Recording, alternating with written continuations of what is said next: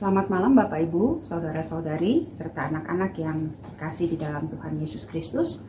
Salam jumpa dalam kasih Tuhan di Renungan Malam Night Call GPIB bersama saya, Pendeta Estetiana Elesiani Saselah Raprap, Ketua Majelis Jemaat GPIB Sili Asih Bandung. Sebelum kita membaca dan merenungkan firman Tuhan pada malam hari ini, mari memohon bimbingan Roh Kudus dalam doa. Kita berdoa. Tuhan kami Yesus Kristus, Engkaulah firman Allah yang hidup. Kami bersyukur kepadamu karena Engkau tiap hari berbicara dan memberi kami firman-Mu. Kami mohon padamu, berilah juga kami Roh Kudus untuk memahami firman-Mu dan untuk selanjutnya mengarahkan kami kepada kehendak-Mu. Kiranya Engkau sendiri hadir di tengah-tengah kami dengan firman-Mu. Amin. Firman Tuhan yang akan kita baca dan renungkan pada malam hari ini adalah dari Markus 12 ayat 18-27 yang begini bunyinya. Datanglah kepada Yesus beberapa orang Saduki yang berpendapat bahwa tidak ada kebangkitan. Mereka bertanya kepadanya, "Guru, Musa menuliskan perintah ini untuk kita. Jika seorang yang mempunyai saudara laki-laki mati dengan meninggalkan seorang istri tetapi tidak meninggalkan anak, saudaranya harus kawin dengan istrinya itu dan membangkitkan keturunan bagi saudaranya itu. Adalah 7 orang bersaudara. Yang pertama, kawin dengan seorang perempuan dan mati dengan tidak meninggalkan keturunan. Lalu yang kedua juga mengawini dia dan mati dengan tidak meninggalkan keturunan. Demikian juga dengan yang ketiga. Dan begitulah seterusnya. Ketujuhnya tidak meninggalkan keturunan. Dan akhirnya sesudah mereka semua, perempuan itu pun mati. Pada hari kebangkitan, bila mana mereka bangkit, siapakah yang menjadi suami dari perempuan itu? Sebab ketujuhnya telah beristrikan dia. Jawab Yesus kepada mereka, "Kamu sesat. Justru karena kamu tidak mengerti kitab suci maupun kuasa Allah.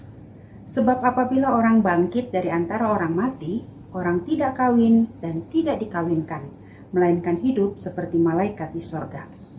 Dan juga tentang bangkitnya orang-orang mati, tidakkah kamu baca dalam kitab Musa, dalam cerita tentang semak duri, bagaimana bunyi firman Allah kepadanya? Akulah Allah Abraham, Allah Ishak, dan Allah Yakub.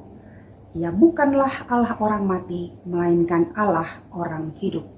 Kamu benar-benar sesat." Demikian firman Tuhan.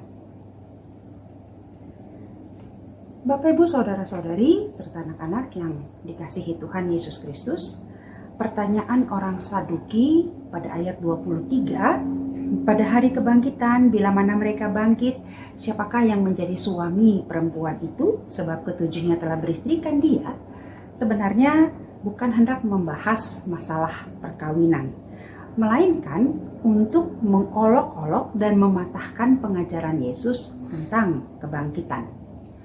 Orang Saduki memang adalah kelompok dalam masyarakat Israel yang tidak percaya akan adanya kebangkitan. Jadi, ketika Yesus mulai memberitahukan atau mengajarkan tentang Dia yang harus menderita, akan menderita, mati dibunuh, dan kemudian bangkit sesudah 3 hari, tentu saja orang Saduki tidak senang, tidak setuju, dan sebab itu berupaya untuk menjatuhkan Yesus dan mematahkan pengajarannya itu. Dengan menggunakan perintah Musa yang terdapat di dalam Ulangan 25 ayat 5 dan 6, orang-orang Saduki ini mengemukakan sebuah kasus tentang seorang perempuan yang dikawini oleh 7 orang bersaudara, yang kemudian mereka semua mati, baik suaminya maupun perempuan ini. Dari kasus itu lalu mereka bertanya, pada hari kebangkitan, bila mana mereka bangkit, siapakah dari ke-7 bersaudara ini yang akan menjadi suami dari perempuan tersebut? Karena ke-7-7-nya sudah beristrikan si perempuan ini. Atas pertanyaan ini, Yesus mengecam dan memberi dua jawaban. Yang pertama, apabila orang bangkit, maka dalam kehidupan berikutnya orang tidak kawin dan tidak dikawinkan. Dan jawaban yang kedua adalah bahwa kebangkitan atau kehidupan setelah kematian itu ada. Oleh karena Allah itu Allah yang hidup. Bapak, Ibu, Saudara-saudari, dan anak-anak yang Tuhan Yesus kasihi, jawaban Yesus ini sangat penting untuk direnungkan maknanya serta dampaknya dalam kehidupan kita sebagai orang percaya. Apa yang dapat kita renungkan dari firman Tuhan ini? Khususnya dari jawaban Yesus tadi. Ada dua hal yang mau saya ajak kita sekalian untuk merenungkannya. Yang pertama, saudara-saudara, bila orang bangkit, dalam kehidupan berikutnya, orang tidak kawin dan tidak dikawinkan. Itu jawaban Yesus. Artinya, Yesus mau katakan begini, bahwa setelah kebangkitan di sorga nanti dalam kehidupan yang kekal, relasi-relasi antar manusia tidak lagi berlaku. Relasi antara suami istri, orang tua anak, saudara bersaudara, sahabat, kolega, dan seterusnya, itu tidak berlaku lagi ketika orang sudah dibangkitkan. Sebab di sorga nanti kita semua adalah anak-anak Allah. Status kita, relasi kita adalah bahwa kita adalah anak-anak dengan Allah sebagai Bapa kita. Kita hidup seperti malaikat-malaikat. Nah, ini artinya Bapak Ibu Saudara-saudara bahwa sebagus-bagusnya atau sepenting-pentingnya sebuah relasi yang kita miliki di dalam dunia ini, itu sifatnya hanya sementara, tidak kekal. Relasi kita dengan sesama kita, relasi kita dengan orang tua, kita sebagai anak dengan orang tua, kita sebagai orang tua dengan anak kita dengan kakak atau adik kita, saudara, relasi kita dengan teman, relasi kita dengan kolega, relasi kita dengan kawan atau saudara sepersekutuan kita, itu sifatnya sementara. Relasi-relasi itu baik, sangat baik, karena relasi itu adalah anugerah Tuhan. Tetapi sebaik-baiknya dan sepenting-pentingnya, relasi itu sifatnya hanya sementara, tidak kekal. Relasi yang kekal, yang akan tetap ada setelah kematian dan terjadi dan kemudian ada kebangkitan, pada waktu kebangkitan nanti adalah relasi kita dengan Tuhan, hubungan kita dengan Tuhan. Itu yang akan terus ada, tetap ada. Oleh karena itu, saudara-saudara yang dikasihi Tuhan, dengan pemahaman ini, kesadaran ini, kita mau belajar bahwa selama kita menjalani atau selama kita masih menjalani hidup kita di dunia ini, jangan sampai kita hanya mengutamakan relasi-relasi manusia kita saja, tapi kemudian mengabaikan, melupakan relasi yang utama, relasi yang kekal, yaitu relasi kita dengan Tuhan. Kita memang penting untuk menjaga relasi yang baik, hubungan yang baik dengan sesama kita. Hubungan baik dengan orang tua, dengan saudara, dengan teman, dengan dalam hidup persekutuan itu penting, itu baik. Tetapi jangan sampai itu menjadi hal yang membuat kita lupa untuk membangun relasi kita dengan Tuhan. Kita membangun relasi kita dalam hidup kebersamaan kita dengan orang lain, tapi kita juga harus ingat untuk selalu menjaga hubungan, membangun hubungan dan menjaga hubungan kita dengan Tuhan.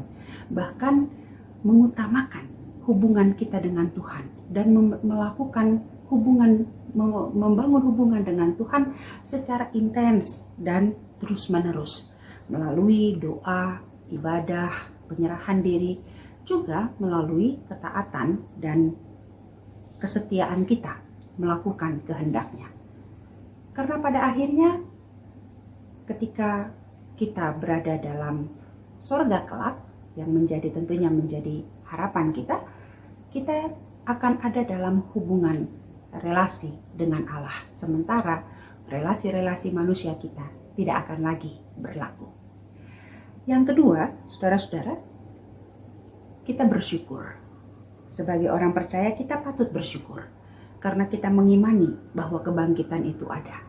Dengan mengimani bahwa kebangkitan itu ada, kita percaya bahwa kita ditebus dan diselamatkan. Kalau kita percaya akan adanya kebangkitan, maka kita juga hendak diajak untuk menjalani dan memaknai hidup ini dengan sungguh-sungguh dalam iman kepada Tuhan. Kita harus menggunakan segala kesempatan hidup di dunia ini secara bijaksana, dengan penuh makna, dengan sangat bersyukur dan bersukacita.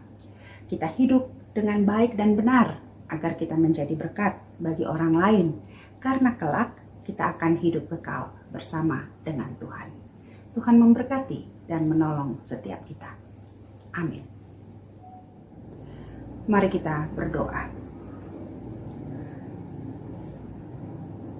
Bapa di sorga, terima kasih karena Engkau telah memberi kami firman-Mu dan mengaruniakan Roh Kudus untuk menolong kami menghayati dan melakukan kehendak firman-Mu.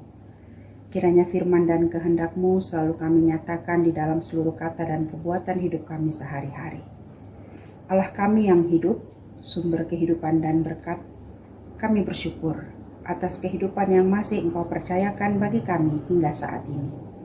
Berikanlah hikmat-Mu agar kami mampu menjalani dan mengisi hidup dan kehidupan ini dengan hal-hal baik dan bermanfaat bagi diri kami dan sesama, dan semuanya itu memuliakan Engkau. Malam ini kami berdoa bagi segala sesuatu yang menjadi pergumulan kami, baik sebagai pribadi dan keluarga, sebagai gereja Tuhan, sebagai masyarakat dan bangsa Indonesia, bahkan sebagai bagian dari kehidupan bersama di dunia ini dengan bangsa-bangsa lain. Kiranya Engkau menolong dan memampukan kami untuk menjalani hidup ini dengan sebaik-baiknya, menolong kami menghadapi setiap pergumulan, tantangan, dan ujian kehidupan yang ada, khususnya di masa pandemi COVID-19 yang masih berlangsung sampai saat ini. Kami mohon berkati dan tolonglah kami ya Bapa, supaya kami boleh dipulihkan, dijaga dan dilindungi. Bahkan dalam kasih-Mu dan kuasa-Mu, pandemi ini boleh berlalu. Kami menyerahkan program Morning Night Call GPIB, agar kiranya Tuhan memberkati semua mereka yang bertugas dan bertanggung jawab di dalamnya.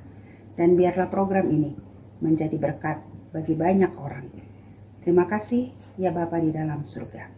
Di malam ini, saat kami akan beristirahat, kami memohon juga agar kiranya tangan kasih-Mu menjaga dan memberkati kami. Terima kasih Bapa, inilah doa kami.